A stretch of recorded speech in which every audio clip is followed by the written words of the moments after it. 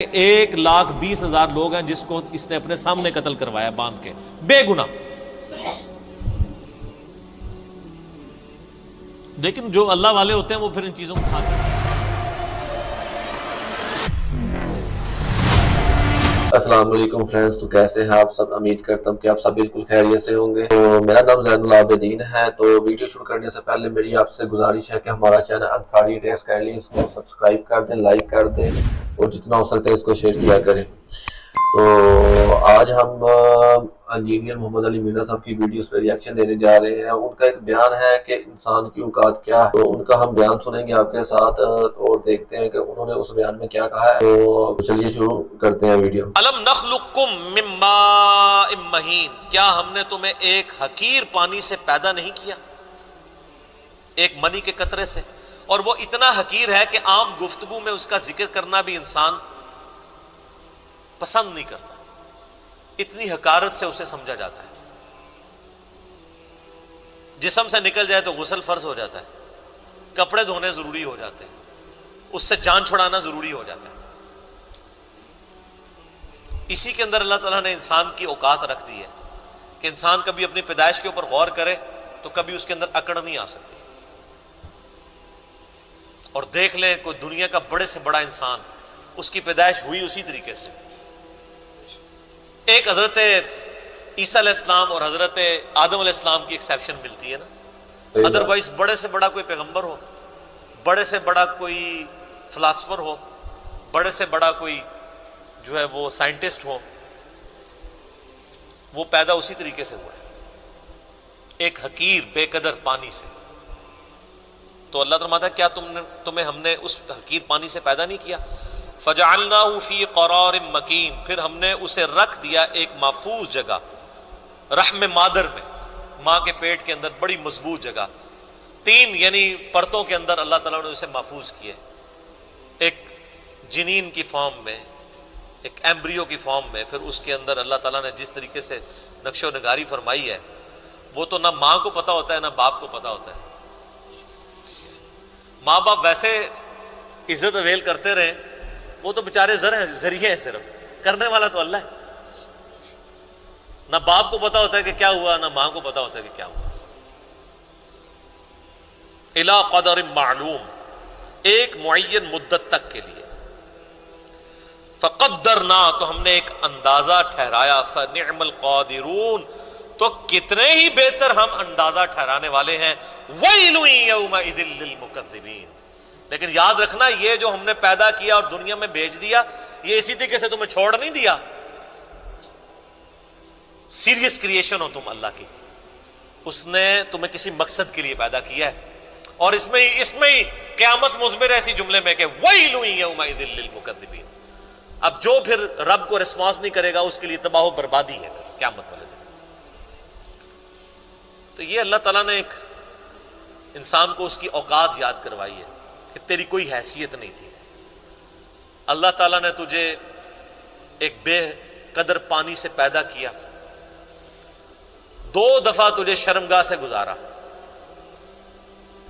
اس کے بعد پوری زندگی انسان پخانے اور بدبو کا بوجھ اٹھائے پھرتا ہے. جب تک باہر نہ نکال لے اسے سکون نہیں آتا، اور باہر وہ سب کے سامنے نکال بھی نہیں سکتا، پردے میں جانا پڑتا ہے، اور مرنے کے بعد گل سڑ کے ہڈیاں بن جائیں. یہ اس کی پوری اوقات ہے. کئی ایک بزرگوں کے بارے میں یہ واقعہ آتا ہے، ایون عمر بن عبدالعزیز کے بارے میں بھی آتا ہے کہ وہ ایک دفعہ اکڑ کے چل رہے تھے خلیفہ بننے سے پہلے، بڑی شانہ زندگی تھی ان کی. تو طاؤس تابعی تھے رحمہ اللہ تعالی، جو ابن عباس کے شاگرد ہیں. تو انہوں نے عمر بن عبدالعزیز کو جب اکڑ کے چلتے ہوئے دیکھا نا، یہ امام غزالی نے بھی مکاشفۃ القلوب کے اندر نقل کیا ہے. تو انہوں نے عمر بن عبدالعزیز کو مخاطب کر کے کہا کہ ایسے شخص کو زمین پہ اکڑنے کی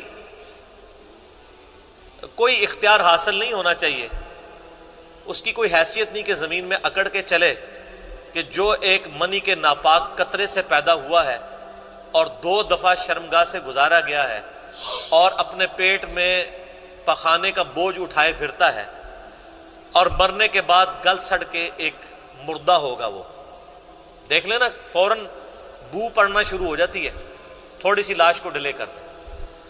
عمر بن عبدالعزیز نے جب یہ بات سنی تو فوراً عاجزی کے ساتھ چلنا شروع ہو گئے، اور ساتھ فرماتے جاتے تھے کہ طاؤس نے مجھے جو نصیحت کی ہے نا، میرے ایک ایک جوڑ کے اوپر اس نے ایسی ضرب لگائی ہے کہ میں نے اس ضرب کو محسوس کیا۔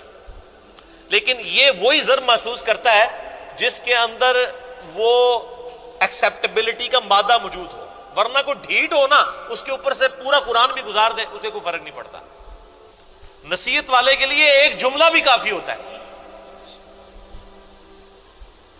اسی طرح کا واقعہ حجاج ابن یوسف کے بارے میں ملتا ہے کہ وہ بھی بڑا اکڑ کے چل رہا تھا، اور طاؤس تابعی گزر رہے تھے تو پیچھے سے کسی نے اناؤنسمنٹ کی کہ بھی راستہ چھوڑ دو، گورنر حجاز آ رہے ہیں۔ تو طاؤس تو پھر تابعی تھے، ابن عباس کے شاگرد، ان کا تو تزکیہ ہوا تھا، وہ ان بادشاہوں کو کیا سمجھتے تھے؟ حالانکہ سینکڑوں صحابہ کا قاتل ہے حجاج ابن یوسف، اتنا ظالم شخص تھا۔ امام ترمذی نے جامع ترمذی میں اس کے بارے میں لکھا ہے کہ 1,20,000 لوگ ہیں جس کو اس نے اپنے سامنے قتل کروایا باندھ کے، بے گناہ۔ لیکن جو اللہ والے ہوتے ہیں وہ پھر ان چیزوں کو خاطر میں نہیں لاتے۔ تو حضرت طاؤس نہیں ہٹے تو حجاج حیران ہوا کہ یہ کون سا بندہ ہے۔ ان کے پاس آگے کھڑا ہوا اور کہا کہ تم مجھے جانتے نہیں ہو؟ ان کا میں بڑی اچھی طریقے سے جانتا ہوں، تم ایک ناپاک قطرے کی پیدائش ہو، ایک دفعہ اپنے باپ کی شرمگاہ سے نکلے، دوسری دفعہ اپنی ماں کی شرمگاہ سے نکلے، اور تمہارے پیٹ میں اس وقت پخانے اور بدبو کو تم اٹھائے پھرتے ہو سب کے سامنے، سب کو پتہ ہے، یہ وہ حقائق ہیں جس سے کوئی انکار نہیں کر سکتا، اور مرنے کے بعد تم گل سڑ کے ایک مردے کی فارم میں پڑے ہوگے، میں بڑے اچھے طریقے سے تمہیں جانتا ہوں۔ وہ یہ سمجھ رہے تھے کہ یہ کہے گا کہ تم جو آل امیہ کے جو اتنے بڑے گورنر ہو، انہوں نے کہا میں بڑے اچھے طریقے سے جانتا ہوں۔ تو جس طرح حضرت ابراہیم علیہ السلام کی گفتگو سن کے وہ بادشاہ جو ہے ششدر رہ گیا تھا نا، اسے کوئی بات ہی نہیں آئی تھی، حجاج ابن یوسف کی بھی زبان بند ہو گئی کہ اس طریقے سے بھی مجھے کوئی جواب دے سکتا ہے، اور وہ خاموش ہو کے وہاں سے چلا گیا۔ سر ان لوگوں کی تربیت قرآن سے ہوئی بھی تھی، یہ جو جملے بولا کرتے تھے نا وہ قرآن سے ہی بولا کرتے تھے نا، قرآن یہی تو بات کر رہا ہے۔ ہمیں واقعات یاد رہتے ہیں لیکن قرآن تو ہم نے پڑھنا نہیں ہوتا، قرآن یہی تو بات کر رہا ہے۔